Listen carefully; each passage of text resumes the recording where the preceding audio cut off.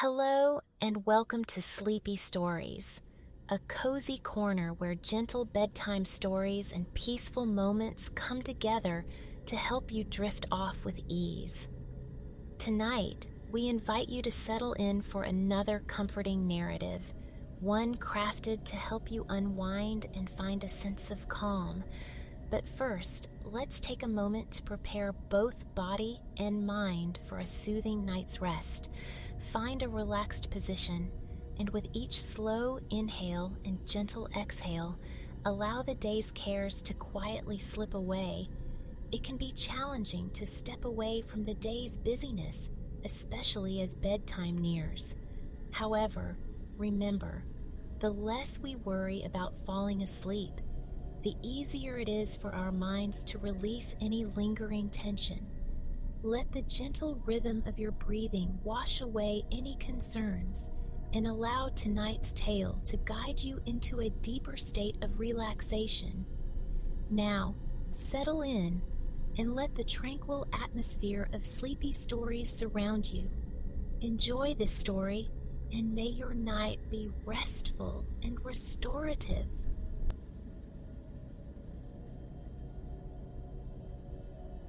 Imagine a shoreline sculpted by dreams, where sand, impossibly white and soft as talc, met an ocean of liquid turquoise.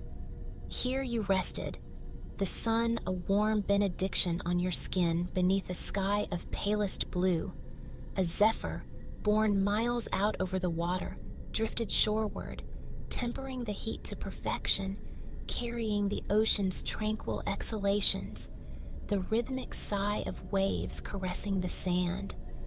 Peace settled deep within you, watching the waters rise and fall, your own breath unconsciously finding its cadence. Inhaling with the swell, exhaling with the ebb, a tide within your chest and belly. For a fleeting moment, you surrendered entirely, eyelids drifting closed. The breeze became a tangible whisper across your face. Divorced from sight, the waves gained clarity, each liquid murmur more profoundly calming than the last, until a serenity mirroring the vast ocean itself permeated your being. Reopening your eyes, a subtle shift registered in the periphery. The turquoise expanse still shimmered ahead, sunlight scattering like diamonds across its surface. The familiar white sand still cradled your feet. Yet, turning your gaze sideways revealed the unexpected. A magnificent gray elephant, seated beside you as if enjoying the afternoon sun. His legs were sprawled comfortably on the sand, his silvery hide catching the light. Zoos had offered glimpses, but never this proximity, never this aura of quiet companionship. He possessed the grace of youth, noticeably smaller than the titans of memory, yet clearly beyond infancy, evidenced by the nascent gleam of small tusks flanking his trunk. A scattering of coarse chestnut-hued hair adorned his crown, stirring in the same breeze that playfully lifted his colossal fan-like ears, unmistakably the mark of his African lineage. His gaze met yours, imbued with a surprising warmth, a profound kindness. Then the impossible happened. He spoke, his voice resonant yet soothing, like the deep, calming pulse of the sea. He introduced himself as Kojo, your guide for this day. Though merely 10 years old, his entire existence had unfolded amidst the splendors of East Africa. With quiet dignity, he offered to share his cherished homeland, Tanzania, a land of contrasts, from Kilimanjaro's sky-piercing summit to the vibrant pulse of life in its national parks, and naturally, the exquisite beaches like this very one. The sheer wonder of conversing with this creature was intoxicating. His deep affection for his home resonated in every measured word, assuring you of his capability. When he inquired if you wished to ride upon his back, hesitation felt alien. You ascended, and there, upon the sun-drenched sand, your grand African adventure commenced. Kojo's gait was deliberate, measured, his broad back an unexpectedly comfortable perch. He ambled towards the ocean, his preferred path tracing the shallow edge of the surf, his massive feet padding softly through the translucent water. Cool splashes against his legs orchestrated a delightful liquid percussion. Elevated upon his sturdy frame, you remained perfectly dry, a passenger aboard a living raft navigating the coastline. This, Kojo explained, was the Indian Ocean, third largest on the planet. From this vantage point, its immensity and beauty unfolded further. You observed the subtle chromatic shifts across its surface, the bright aquamarine of the shallows, deepening progressively into shades of rich peacock blue further out. Distant silhouettes of dhows bobbed, their wooden hulls barely cresting the waves, triangular white sails catching the breeze like resting gulls. Sailing those waters promised profound peace, yet the immediate wonder of this beach journey held its own potent magic. The sand, like confectioner's sugar, stretched endlessly ahead, punctuated by the languid elegance of palm trees. Their slender, unbranched trunks culminated in crowns of fanning green fronds. They leaned at whimsical angles, swaying gently, as if they too were basking in the sun's embrace. Nestled amongst and behind these trees, structures of varying design emerged. Charming lodges, pristine white walls gleaming, beckoned holidaymakers with sun-drenched patios and inviting loungers. Wooden chalets perched on stilts stood open for business, their bamboo shutters rolled up, revealing glimpses of interiors.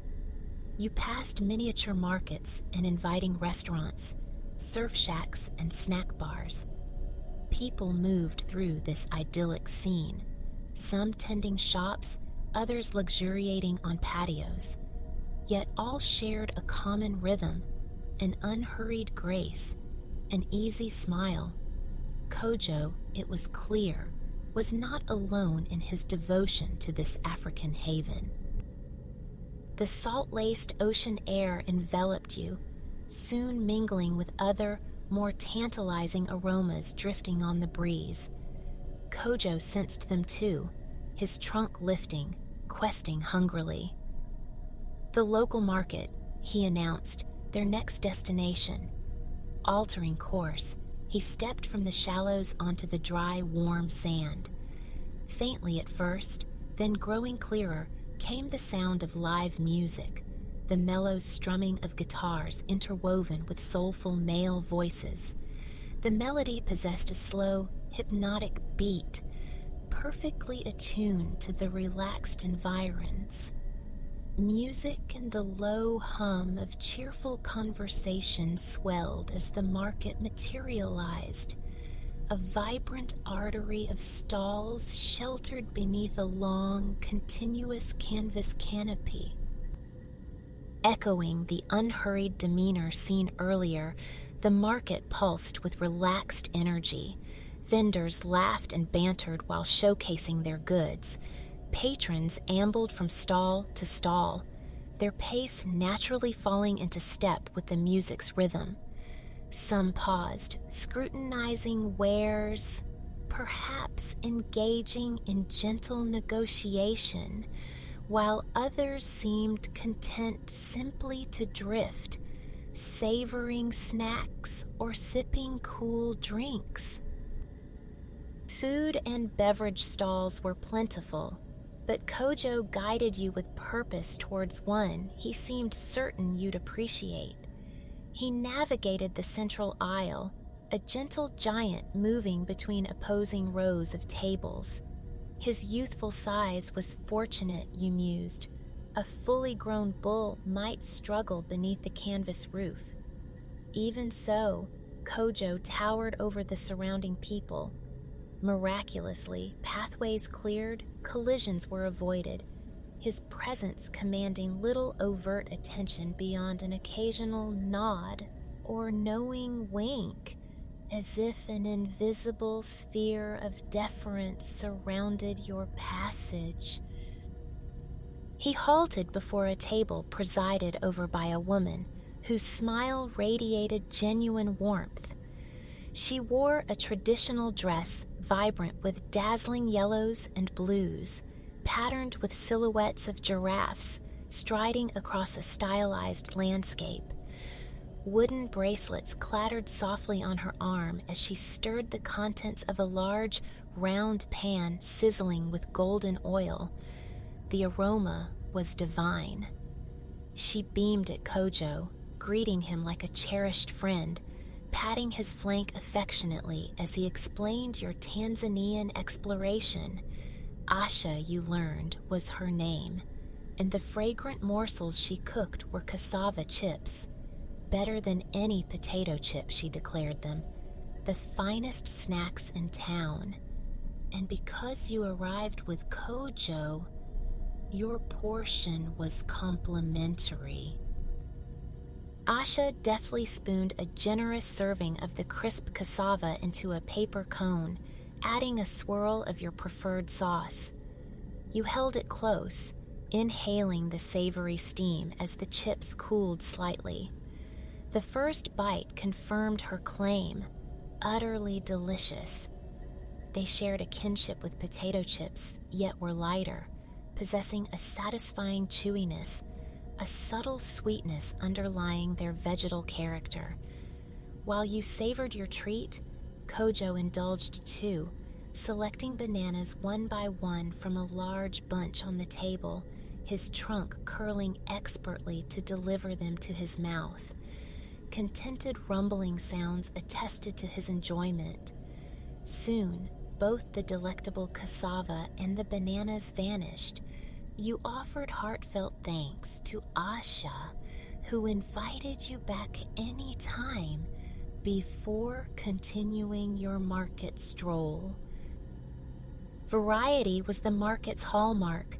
No two stalls offered precisely the same inventory. It was a treasure trove spanning food and furniture, intricate jewelry and practical hats. You could acquire enormous, brightly patterned cushions, or perhaps a life-sized wooden zebra, carved and painted with astonishing realism. Canvas sacks overflowed with beans for scooping. Vibrant oil paintings captured the local light. One stall, in particular, displayed towering stacks of fabric, a kaleidoscope for aspiring seamstresses. Every hue imaginable was present, including the vivid yellow and blue giraffe print adorning Asha, perhaps sourced right here for her expertly crafted dress. Kojo paused again, this time beside a drink stall where a chalkboard advertised freshly squeezed sugarcane juice. The proprietor, much like Asha, greeted Kojo with evident delight, ruffling the bristly hair on his head before extending a warm welcome to you. Jabari was his name. Learning you were Kojo's guest exploring his country, he insisted on providing a complimentary drink. He selected a thick stalk of raw golden sugarcane, somewhat resembling bamboo but larger, more robust. Placing it between two rotating metal rollers, he turned a hand crank. The cane fed through, emerging flattened on the other side, while its sweet, syrupy essence dripped down a metal slide. This liquid gold was then filtered through a sieve and combined with fresh ginger and lime juice. Jabari grinned, stirring in crushed ice. confidently proclaiming it the best drink available. He secured a lid, inserted a straw, and presented it to you. The cup felt cool against your palm, the liquid within a luminous lime gold. The drink itself was pure refreshment, tangy, zesty, and wonderfully sweet, a direct distillation of the raw cane's heart. Kojo apparently shared your appreciation, though his preference lay with the fibrous cane itself. Jabari offered him a basket filled with the pressed golden stalks, adding a few uncrushed pieces for good measure. Kojo methodically curled his trunk around each piece, conveying it to his mouth to chew with quiet contentment. Conveniently, the juice stall stood adjacent to the source of the enchanting music. A local band was now playing, allowing you to sip your exquisite drink while soaking in the sounds. One man, seated between two others, coaxed gentle melodies from his guitar strings, his voice weaving soulful refrains that brought an involuntary smile to your lips. His bandmates joined in harmony, their voices blending beautifully. Positioned in a gap between stalls, they faced the ocean, seeming almost to serenade the waves themselves. The song, Kojo murmured, spoke of embracing life's unhurried pace. A hasty person, he translated a local saying, misses the sweetest things. He then leisurely returned his attention to the sugarcane basket, while you continued to savor the sweet, cool juice. Neither of you felt any compulsion to be anywhere else, wholly absorbed in this perfect, unhurried moment. When the basket and the cup were finally empty, you expressed sincere gratitude to Jabari and bid him farewell. It was time, Kojo indicated, to leave the vibrant market behind. Refreshed and nourished, he was ready to reveal more of his extraordinary homeland. Together, you departed, Kojo resuming his easy, rhythmic pace, allowing you to relax and observe the shifting panorama. Beneath the elephant's massive feet, sand gave way to pavement. Roads appeared, carrying cars, buses, and bicycles.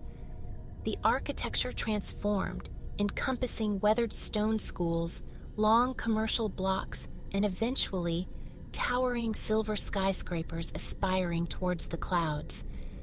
You were passing through Dar es Salaam, Kojo informed you. Once a humble fishing village, it had blossomed into a dynamic, exciting metropolis, Tanzania's largest city, home to over 6 million souls. Yet strangely, it didn't feel crowded. It was as if you and Kojo moved through a separate reality, the city's bustle muted, distant. His leisurely stride paradoxically consumed distances rapidly. Soon, the urban landscape receded, replaced by the sprawling grasslands further north. A tapestry of greens unfolded across rolling hills and open plains, adorning trees, shrubs, and grasses scattered across the terrain. Kojo followed a well-defined path, an ochre ribbon winding through the verdure, compacted by the passage of countless hooves and feet. Silence here was different from the city's absence of noise. It was filled with the constant, ambient hum of birdsong. Some were true minstrels, their melodies echoing the soulful tunes of the market band. Kojo traversed a field shimmering with golden grasses when a colossal peak surged into view on the horizon. Instantly, recognition dawned even before Kojo spoke its name. Mount Kilimanjaro, Africa's highest summit. The day was crystalline, cloudless, offering an unobstructed vista of the mountain presiding majestically over the land. Its flattened crown wore a mantle of white snow, the roof of Africa, Kojo called it, standing 19,000 feet tall, not merely a mountain, but a dormant volcano. Adventurers journeyed from across the globe to scale its heights, but they weren't the only ones drawn to its slopes. The Chaga people, Kojo explained, cultivated their lives and livelihoods upon the mountain's flanks, tending lush gardens and crops. Fed by streams cascading from the snowmelt, they grew everything from bananas to coffee beans, consuming what they needed, selling the surplus. This great mountain also harbored diverse wildlife. Monkeys chattered in the misty rainforests, ravens soared above, and elusive two-horned chameleons blended into the foliage. These were but a few inhabitants of the mountain slopes. Further down, around its broad base, lived most of the larger animals, including Kojo's own family. They thrived here, he assured you, sharing this paradise with a wondrous array of neighbors. Proof wasn't long in coming. As you drew nearer the sprawling, snow-dusted giant, the richness of the local fauna became increasingly apparent. You spotted 2 rhinoceroses, an adult placidly browsing a large fruit bush, while its calf frolicked nearby in a mud patch, rolling onto its back with joyous abandon, legs kicking skyward. A dazzle of zebras grazed peacefully, their black and white stripes rendered even more dramatic by the brilliant sunlight. One lay resting, soaking in the warmth. Then, to your delight, a trio of giraffes ambled across the plains, their splotched coats of yellow and brown evoking the pattern on Asha's dress. No longer mere silhouettes, they were living embodiments of grace.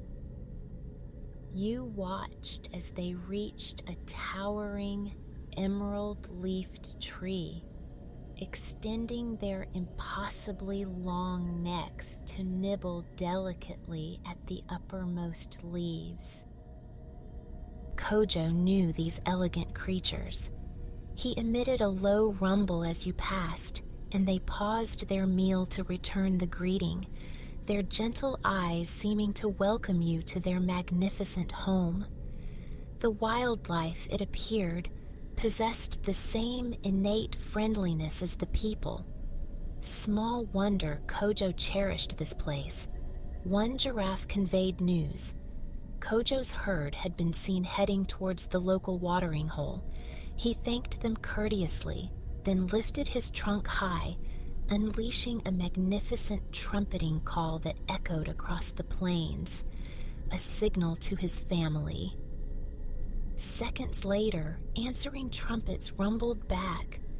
Kojo immediately turned towards the sound, anticipation radiating from him, eager for you to meet his kin. Before long, the herd came into view, a slow-moving procession of silvery gray shapes against the green landscape. 10 elephants in total, walking in disciplined single file. As suspected, the adults were immense. The matriarch leading the line must have stood 10 feet tall. Bringing up the rear was an elephant not much larger than Kojo himself. This, you realized, was his mother. She turned as you approached the line, her trunk reaching out to stroke Kojo's head in a gesture of fond welcome. Her eyes conveyed pleasure at seeing her son and warmth as she acknowledged you. Waiting for Kojo to seamlessly integrate into the line before her, she then resumed her position at the back. Together, the expanded herd continued its journey. The watering hole wasn't distant, yet a pleasant weariness began to settle over you. Your body relaxed against Kojo's comfortable back, finding yourself unconsciously leaning, swaying slightly like the palm trees on the distant beach. Kojo's mother must have sensed your fatigue. Gently, you felt the reassuring pressure of her trunk against your back, a living buttress offering subtle support, preventing a potential tumble. She maintained this quiet vigilance all the way to the watering hole, where she carefully assisted you in dismounting from her son's back. You murmured your thanks as she stepped away to drink deeply from the pool. Turning to Kojo, you expressed the profound joy of the day, praising his exceptional guidance and unparalleled friendliness. He responded with an affectionate rub of his trunk against your hair, assuring you of your welcome any time. You were, he conveyed, now part of the herd, embraced as family. He then gently guided you towards a sprawling wild fig tree. Settling into its cool shade, you leaned against the sturdy trunk, watching the elephants congregate around the vast, shimmering puddle. Some drank thirstily, others bathed, splashing water over their backs, while a few younger ones engaged in playful jostling. One simply waded contentedly through the shallows, sending concentric ripples across the pool's surface. Closing your eyes, you inhaled deeply the scents of damp earth, crushed grass, and the unique musk of elephant, aromas now strangely comforting. The gentle sounds of the watering hole, lapping water, soft rumbles, distant bird calls, filled the air. A quiet smile touched your lips as you thought of all the new friends, both human and elephantine, encountered on this magical day. Almost imperceptibly, consciousness began to drift, lulled by the tranquil scene. Your Tanzanian adventure was concluding as it had begun, enveloped by the soothing cadence of water in a land of breathtaking beauty. An immaculacy of sunlight bathes the day. Above, the sky stretches, a cerulean expanse utterly devoid of cloud, its profound blue perfectly echoed by the ocean slumbering beneath. This water seems to possess its own liquid luminescence, scattering diamond-bright sparks where the sun strikes. For this fleeting moment, the sea's surface holds an almost impossible stillness. The wind has hushed its voice, allowing the waves only the gentlest procession towards the pale sands. Their arrival is a soft sigh, a steady, tranquil cadence washing quietly ashore, retreating with a delicate shh, an incoming breath, an outgoing sigh. The tide weaves a hypnotic rhythm. Initially, the resonance feels constant. Wave arrives, wave departs, mirroring the one before. But then, a momentary quickening of the breeze lends the air a different temper. The waves respond, swelling slightly, their voices gaining a subtle volume. Though the rhythm persists, attentive ears discern shifts, minute variations within the pattern. The ocean, after all, is not solitary. It is intrinsically linked to the shore, the atmosphere, the myriad lives teeming within its depths. Thus, while the oceanic murmur might seem an unchanging, near monotonous drone, it remains poised for transformation. A mere veer in the wind's direction acts as a conductor's unseen gesture, influencing the aquatic orchestra. The waves surge, roughening their song, before subsiding once more into quietude. And then the sound alters yet again, in nuances, in arcane modulations perceptible only to the denizens of this realm. High against the blue, Kalin the gull inscribes slow circles upon the air. This bird is intimately acquainted with the ocean's moods, its sonic tapestry. His keen gaze sweeps the water, assessing the swell, awaiting the precise instant to fold his wings and dive for sustenance. When the surface lies placid and a fish glimmers near the threshold between air and water, Kalin will commit to the plunge. Gulls possess vision of extraordinary acuity, capable of resolving details from 2 miles distant. For Kalin, suspended high above calm waters on such a pellucid day, spotting prey should prove effortless. He seeks an offering for his newly hatched young, nestled high on a nearby cliff face, under the watchful eye of Lyra, his mate. She is more than the mother of his brood. She is his companion for life. For gulls number among these rare creatures forging enduring pair bonds. Kalin hopes for fish, silvery and swift, or perhaps the stubborn bounty of clams or mussels. These demand greater ingenuity, encased in their stony fortresses, but he has mastered the art. Seizing a shell, he ascends, releasing it from a calculated height onto the unforgiving rocks below until it yields its succulent prize. Such morsels, he knows, justify the exertion. Kalin drifts further along the coastline, his focus unwavering on the shifting blues and greens below. Then a flicker catches his eye, movement and color just beneath the aqueous veil. He recognizes the pale, quicksilver flashes and emits a sharp, exultant ululation. Directly below, an immense congregation of fish pulses through the water, a silver torrent promising abundance not merely for his own family, but for the entire colony. Moments later, summoned by his piercing cries, fellow gulls converge, their own expressive calls joining his, filling the air with a chorus of echoing squawks. On clear, tranquil days like this, their clamor travels far, a coastal broadcast heard for miles. Though famed for their boisterous nature, gulls do not vocalize without purpose.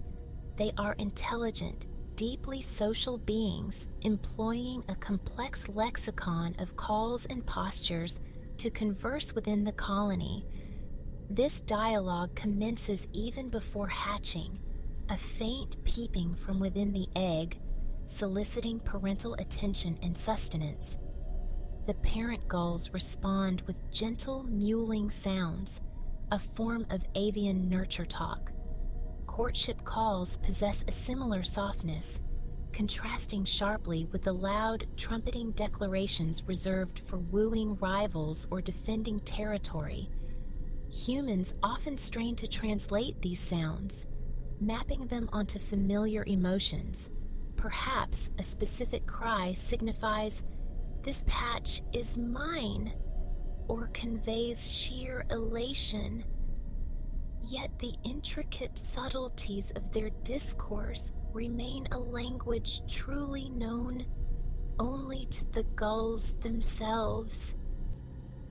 This assembled flock now alternates between bursts of excited chattering and long, drawn-out, plaintive notes. Soon, others will arrive to partake in the unexpected feast. But for now, the prerogative belongs to the spotter. Kalin identified the shoal. His is the first claim. He waits, patient, until the fish are sharply defined beneath the waves, then commences his arrowing descent. Down, down, down, he plummets towards the surface.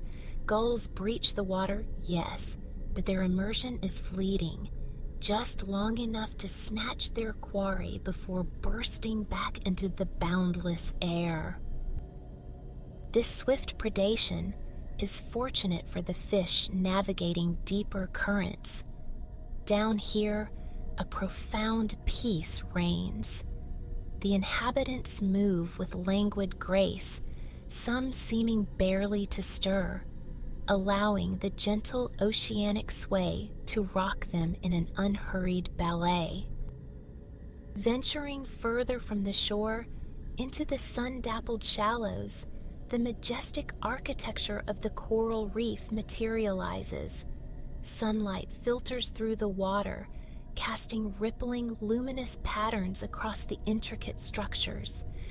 Tiny, iridescent gobies flit like living jewels in and out of the vast, golden-hued edifice. Larger fish, adorned in brilliant colors, drift past with serene deliberation, their movements akin to slow motion. The reef dwellers wear all the colors of the rainbow, from fiery orange to electric cyan. As they navigate the coral pathways, some move in utter silence, while others emit the faintest hushed sounds. Certain fish release bubbles that ascend with soft popping sighs. Others send delicate ripples through the water with the supple flick of a tail, producing the most subtle swishes. Yet these are quiet, seemingly incidental noises, vastly different from the constant, purposeful clamor of the gulls above. At first glance, it appears each fish swims within its own solitary sphere, oblivious. One might glide past another, separated by less than a fin's breadth, yet both seem utterly unaware, like determined city commuters focused solely on their destinations, blind to fellow travelers. But this perceived detachment reveals only a fraction of the truth. Fish engage in communication through a myriad of channels. Some methods are silent, subtle electrical pulses rippling through the water, or the release of chemical signals, pheromones carrying unseen messages. Light and color serve as visual broadcasts, particularly during courtship, with some species flashing bioluminescent signals or altering their hues dramatically. For coordinated group behavior, body language is paramount. Fish respond instinctively to specific movements, allowing vast schools to wheel and turn in breathtaking synchronicity, enhancing safety and foraging success. However, the most prevalent mode of communication for the majority of marine life is sound, which propagates even more efficiently underwater than through air. A thriving coral reef, teeming with life, resonates with sound as much as it dazzles with color. A vibrant blue fish, let us call him Azurio, circles the reef, emitting a low, soft, purring vibration. He is a male seeking companionship, broadcasting his availability, hoping his call will capture the attention of receptive females nearby. Again and again, he repeats the sequence of resonant pulses as he glides over the coral gardens. To produce this sound, he utilizes his swim bladder, contracting the organ to create a vibrating, low-frequency buzz. Other fish generate sound by grinding pharyngeal teeth or snapping their jaws shut. Herring possess an even more peculiar method, communicating through controlled releases of high-frequency gas, an unconventional interaction, perhaps, but one that seemingly allows shoals to locate and cohere in darkness. Fish perceive sound differently than terrestrial mammals. They detect vibrations primarily through their inner ears and lateral lines, deciphering mating calls, warnings of danger, or other messages from their kin. A dominant anemone fish, for instance, will rapidly open and close her jaw, creating sharp chirps and pops that assert her status within the group. Certain deep-sea species croak in resonant baritone, serenading potential mates, possibly swimming kilometers away through the abyssal dark. The meanings of countless other underwater sounds remain obscure. They might be the marine equivalents of songs, shouts, or ritual chants, but perhaps their true significance is a secret held closely by the fish themselves. Scientists strive to decipher this aquatic dialogue along with the enigmatic sounds produced by other marine creatures. Ambitious projects are underway, including the creation of a comprehensive digital archive intended to catalog and monitor the ocean's soundscape, from the hum of fish to the squeaks of manatees. This auditory collection bears the name Global Library of Underwater Biological Sounds, conveniently shortened to GLUBS, an acronym that itself sounds amusingly like a noise a cartoon fish might make. Perhaps, alongside purrs and croaks, some fish truly do communicate with globs and glubs. The ocean depths undoubtedly hold countless more intriguing sounds yet to be discovered and understood. Beyond the reef, further from the coast, another lively exchange unfolds. Two bottlenose dolphins, Coralia and her daughter Marina, slice through the luminous water, their passage marked by exuberant clicks and whistles. This mother-daughter pair explores their world together, perpetually alert for the flash of prey. Like the fish they hunt, dolphins communicate through diverse means. A sharp slap of the tail on the water or a forceful exhalation through the blowhole often serves as a warning. Synchronized swimming expresses solidarity and strengthens bonds. They can also convey messages through strategically released clouds of bubbles or breathtaking aerial leaps. And then, of course, there are the sounds. Coralia and Marina maintain a near-constant, high-frequency dialogue, expressing themselves through intricate whistles. They can identify each other from afar by sound alone, for each bottlenose dolphin possesses a unique signature whistle. A mother dolphin vocalizes her whistle repeatedly during pregnancy, effectively teaching the melody to her unborn calf. The young dolphin then spends its first year refining its own distinct call, influenced by the whistles of the adults in its pod. Once perfected, this unique sonic signature serves the dolphin throughout its life. A personal theme song used to share information, maintain contact, and navigate social interactions within the pod. As the pair spirals downwards in a fluid dance, Coralia emits her signature whistle, a long, vibrating squeak that resonates through the water. Marina responds instantly, not with her own developing whistle, but with a perfect imitation of her mother's call. This affectionate mimicry is a rare phenomenon in the natural world, hinting at the uniquely profound bonds within dolphin families. The connection between mother and calf is particularly intense and enduring. Marina will remain close by Coralia's side for several more years, learning the essential skills of hunting and survival. Even after achieving independence, she will likely remain within the pod, periodically rejoining her mother for shared swims. For the present, however, the two are inseparable.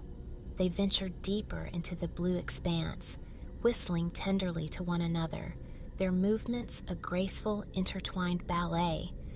Then, Having reached their desired depth, they turn upwards, seeking the company of their pod nearer the surface. As Coralia and Marina ascend, their joyful clicks and whistles gradually diminish, fading into the immense quiet of the deeper ocean, becoming imperceptible to the creatures dwelling far below. It is quiet here in the depths, yet not entirely silent. A new sound begins to emerge, a profound melodic moan that swells steadily in volume. This is the song of Boreas, the humpback whale. The colossal adult male swims in deliberate, peaceful solitude. As he journeys, he produces haunting, complex vocalizations that can extend for 20 minutes or more, a low, ethereal resonance capable of traversing hundreds of miles of water. The sound possesses an intrinsic beauty, rendered all the more captivating by the enigmatic nature of its purpose. Scientists remain uncertain exactly why humpback whales sing, or why they construct such lengthy, intricate sonic architectures. The songs often comprise multiple distinct sections, or phrases, featuring variations in frequency and amplitude. These elaborate patterns are repeated cyclically, sometimes continuing for days on end. In essence, humpback whales perform intricate, self-composed melodies on loop for reasons that remain elusive. Perhaps they are elaborate mating calls, declarations of territory, or expressions of something akin to aesthetic pleasure, much like human music making. Whatever the motivation, the whales sing, their voices a constant presence throughout their lives. These extraordinary compositions are not static. They change and evolve over time. Intriguingly, a whale might even share elements of its song with another unrelated individual who can then learn and incorporate parts of the melody.